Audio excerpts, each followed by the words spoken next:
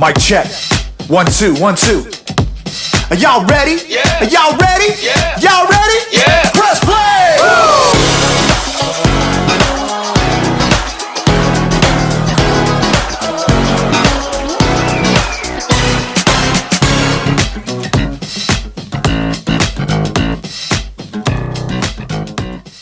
Oh, hey kids, quick question. Have you ever had one of those days? You know, one of those days where it seems like nothing is going your way? When things seem impossible? Maybe you've had one of those weeks, or years even. Well, I've got some good news for you. I know what can make your day better. Music.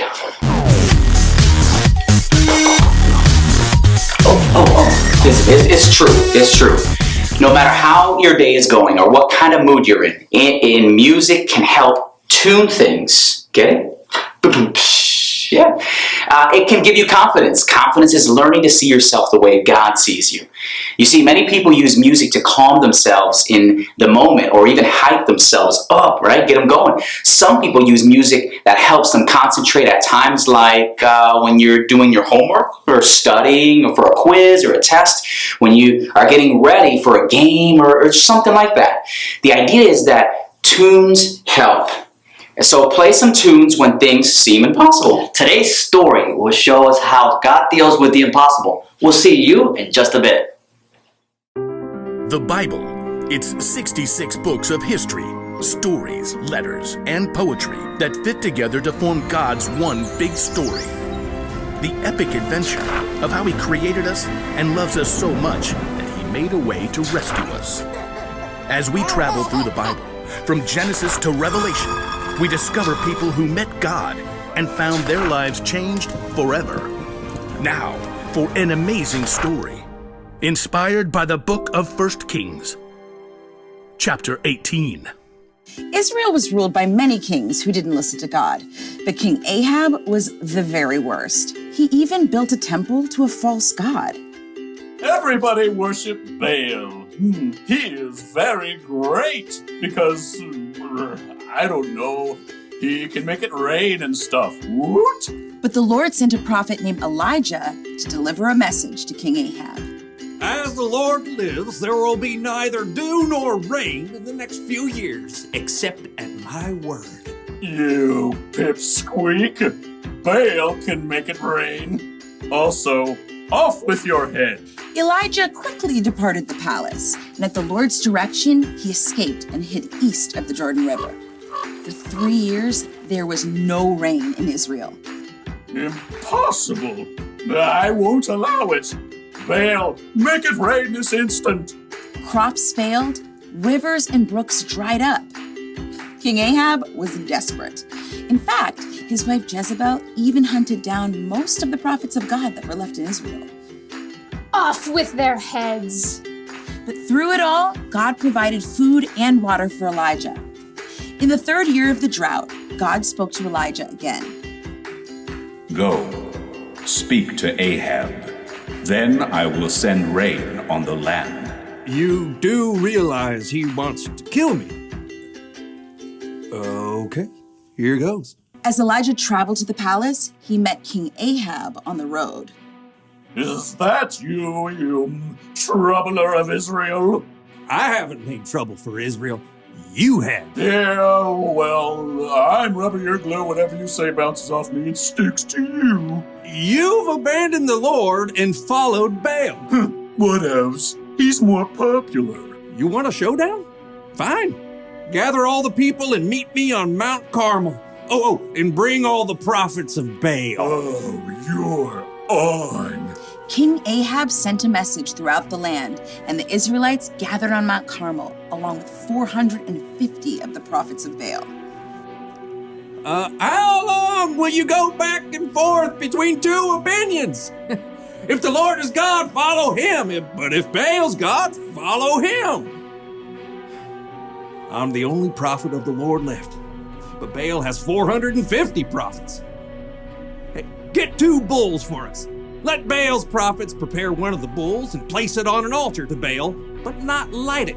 I'll put the other bull on an altar to the Lord, the God who answers by fire. He is God. What you say is good.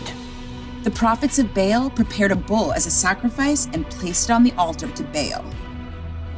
Baal, this is for you. Light this bull on fire.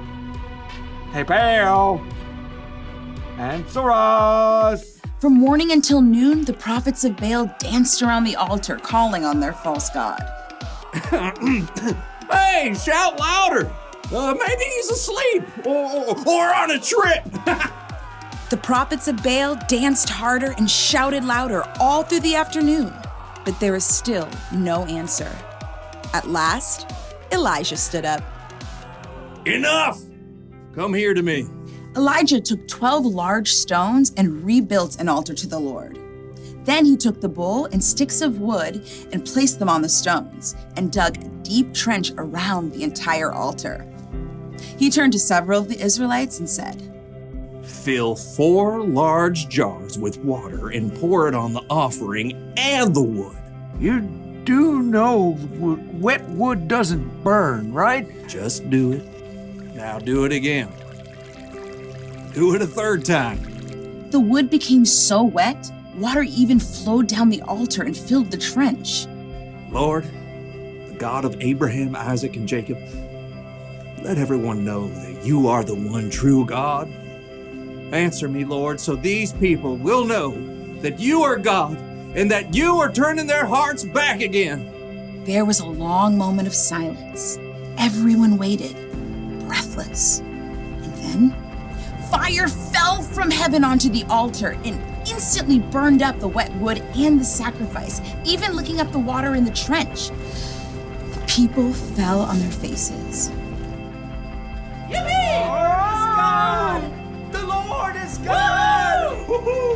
Terrified, the prophets of Baal tried to escape, but were captured and wiped out. Elijah turned to King Ahab. Go, eat and drink, for there is the sound of a heavy rain.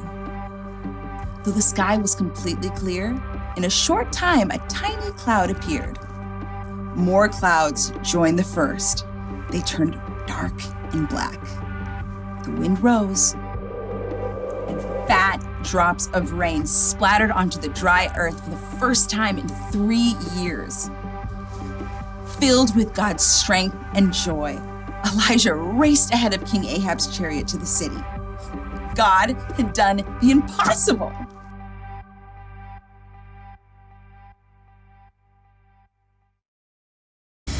That is right. What you just heard can definitely help. Music can help you really give you a boost. But if you really want to know how to deal with the impossible, you should read the Bible. The things that seem impossible to us are totally possible for God. Right on, listen. God sent fire down from heaven. He parted the Red Sea. He made the sun stand still. Jesus walked on water. He calmed a storm just by telling it to be quiet. He came back from the dead. Oh, and God created the earth, the sky, and the entire universe from nothing. God can do anything. You know what that means? It means that when you are having one of those days or weeks or months or even years where things seem impossible, you can trust that God is still with you and that He is in control. That's right, Pastor Will. He can make your impossible seem small. Here's the one thing to remember today, guys. God can do the impossible. This week, spend some time talking with God. Tell Him how you're feeling and thank Him because He continues to make ways for you to see good in every moment. Take some time to go over your memory verse of the month and practice hiding God's Word in your hearts.